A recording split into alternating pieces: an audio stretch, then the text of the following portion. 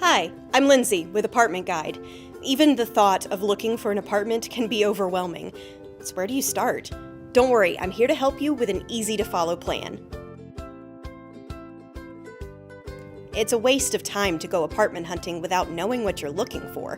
You have to decide what kind of apartment and amenities will meet your needs. Make a list with the answers to these questions. How much can you really afford for rent without being broke the rest of the month? What neighborhoods will work for your life? What's the minimum number of bedrooms that would actually work for you? What kinds of amenities do you want or need? Would you use a fitness center or pool? Is a gated community important for security reasons?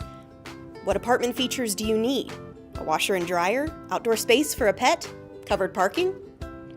Once you've got your list of must-haves, you can avoid being distracted by other options unless the apartment already meets your criteria list.